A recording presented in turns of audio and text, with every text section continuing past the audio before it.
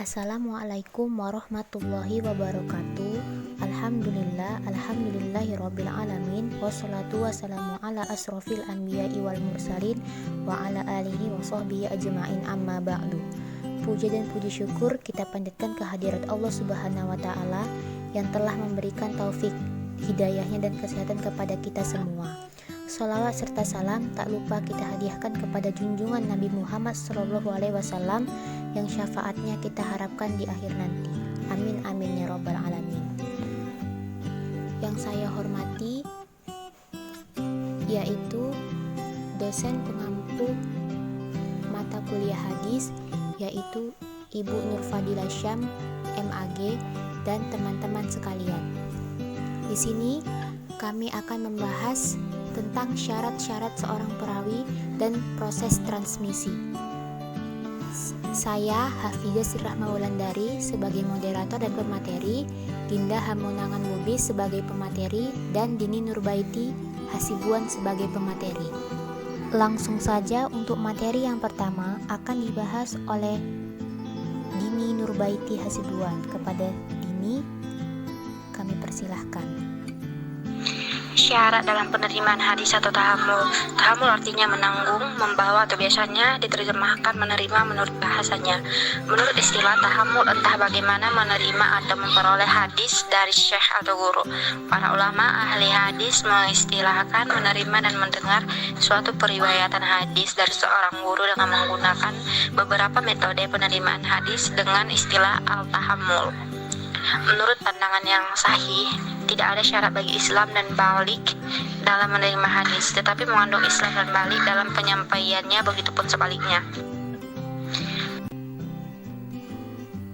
Sebagian ulama ada yang mensyaratkan balik dalam penerimaan hadis, namun persyaratan ini tidaklah tepat, karena pada masa sahabat telah terjadi penerimaan riwayat dari para sahabat yang masih junior, seperti Hasan, Ibnu Abbas, dan lainnya. Jumhur ulama ahli hadis berpendapat bahwa penerimaan periwayatan suatu hadis oleh anak yang belum sampai umur dianggap sah bila periwayatan hadis tersebut disampaikan kepada orang lain pada waktu sudah mukallaf. Mengenai penerimaan hadis bagi orang kafir dan orang fasik, jumhur ulama hadis menganggap sah asalkan hadis tersebut diriwayatkan kepada orang lain pada saat mereka telah masuk Islam dan bertobat. Alasan yang mereka kemukakan adalah banyaknya kejadian yang mereka saksikan dan banyaknya sahabat yang mendengar sabda Nabi Muhammad SAW sebelum mereka masuk Islam. 2. Syarat dalam penyampaian hadis atau adaq. Mayoritas ulama hadis, ulama usul, dan ulama fikih sepakat bahwa syarat-syarat penyampaian hadis atau adaq ala hadis sebagai berikut. 1. Muslim atau beragama Islam. Orang kafir tidak diterima dalam menyampaikan hadis sekalipun diterima dalam tahammul. 2. Balik atau dewasa. Pengertian dewasa maksudnya adalah dewasa dalam berpikir, bukan dalam usia umurnya. 3. Akil atau berakal.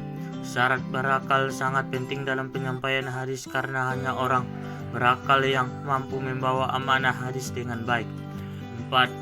Adalah adil.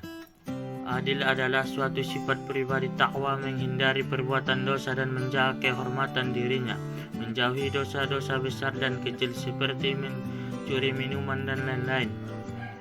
5. Dabit atau kuat daya ingat. Arti dabit adalah kemampuan seseorang dalam memahami dan mengingat apa yang ia dengar, atau jika dabit dalam tulisannya terpelihara dari kesalahan, pergantian dan kekurangan. Sigot dalam proses tahammul wal adaq dan kualitas persambungannya. 1. Muhammad Abu Zaw membagi cara para sahabat menerima hadis dari Nabi menjadi 3 cara, yaitu 1. Al-musyafahah atau mendengar hadis langsung dari Rasulullah. 2. Al-musyahadah atau menerima dengan menyaksikan apa yang dilakukan Nabi Muhammad dan takrirnya. 3. Dan as-simak, penerimaan hadis melalui sahabat. Mereka menerima hadis dari al-musyafahah atau al-musyahadah adalah utusan Allah. Muhammad Al-Adja Al-Khatib mengklasifikasikan cara-cara sahabat dalam menerima hadis dari Nabi Muhammad SAW kepada 4 cara, yaitu 1. Mendatangi majelis-majelis taklim yang diadakan Rasulullah SAW. 2. Ketika Rasulullah SAW menghadapi peristiwa tertentu, maka beliau menyampaikan dan menjelaskan hukumnya kepada para sahabat dan memerintahkan mereka untuk menyampaikan kepada yang tidak hadir. 3. Jika terjadi suatu peristiwa pada diri sahabat, lalu mereka tanyakan hukumnya kepada Rasulullah SAW, maka beliau memberikan fatwa atau penjelasan hukum tentang peristiwa tersebut. 4. Para sahabat sendiri menyaksikan Rasulullah SAW melakukan suatu perbuatan dan seringkali yang berkaitan dengan pelaksanaan ibadah. Metode penerapan hadis ada 8, yaitu yang pertama adalah al-sima, yakni suatu cara penerimaan hadis dengan cara mendengarkan sendiri dari perkataan gurunya dengan cara didiktekan baik dari hafalannya maupun dari tulisannya. Yang kedua yaitu al-qira'ah ala al-syaikh atau aurat al-qira'ah, yaitu si pembaca menyuguhkan hadisnya ke hadapan gurunya dalam periwayatannya. Bisa dia sendiri yang membacakan hadisnya pada seorang guru atau orang lain membacakan dan kita mendengarkan dengan baik. Yang ketiga yaitu al-ijazah, yaitu memberikan izin dari seseorang kepada orang lain. Pemberian izin oleh seorang guru kepada muridnya untuk meriwayatkan sebuah hadis tanpa membaca hadis tersebut satu persatu. Yang keempat yaitu al-munawalah, yakni seorang guru memberikan hadis atau beberapa hadis atau sebuah kitab kepada muridnya untuk diriwayatkan. Al-munawalah terbagi menjadi 2. Yang pertama yaitu dengan ijazah, misalnya setelah sang guru menyerahkan kitabnya yang telah dia riwayatkan, yang telah dicocokkan atau beberapa hadis yang telah ditulis, lalu dia katakan pada muridnya, "Ini riwayat saya, maka riwayatkanlah diriku." Kemudian menyerahkannya dan sang murid menerima sambil sang guru berkata, "Saya telah ijazahkan kepadamu untuk kamu riwayatkan dariku." Yang kelima yaitu al-muqatabah, yakni seorang guru menuliskan sendiri atau menyuruh orang lain untuk menuliskan sebagian hadisnya guna diberikan kepada murid yang ada di hadapannya. Yang keenam yaitu al-i'lam, yaitu seorang guru hadis menerima hadis tersebut dari guru hadis sebelum tanpa ada perkataan atau suruhan untuk meriwayatkan. Yang ketujuh yaitu al-wasiyah, yakni seorang guru ketika akan meninggal atau bepergian meninggalkan pesan kepada orang lain untuk meriwayatkan hadis atau kitabnya setelah sang guru meninggal atau berpergian. Yang terakhir yaitu yang kedelapan al-wijadah, yaitu memperoleh tulisan hadis orang lain yang tidak diriwayatkan.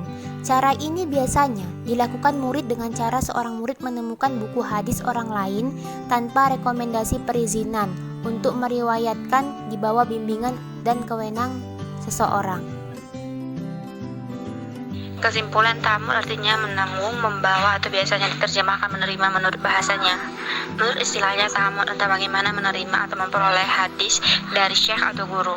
Para ulama ahli hadis mengistilahkan menerima atau mendengar suatu periwayatan hadis dari seorang guru yang menggunakan beberapa metode penerimaan hadis dengan istilah al-tahammul. Saran, demikian tugas penyusunan makalah ini kami persembahkan. Harapan kami dengan adanya tulisan ini bisa memahami tentang pengertian dan ruang lingkup pengantar Pancasila, kritik dan saran sangat kami harapkan dari pembaca, khususnya dari dosen yang membimbing kami dan para mahasiswa. Demi kesempurnaan makalah ini, apabila ada kekurangan dalam penyusunan makalah ini, kami mohon maaf sebesar-besarnya. Demikianlah pembahasan yang dapat kami sampaikan, kurang lebihnya kami mohon maaf. Wassalamualaikum warahmatullahi wabarakatuh.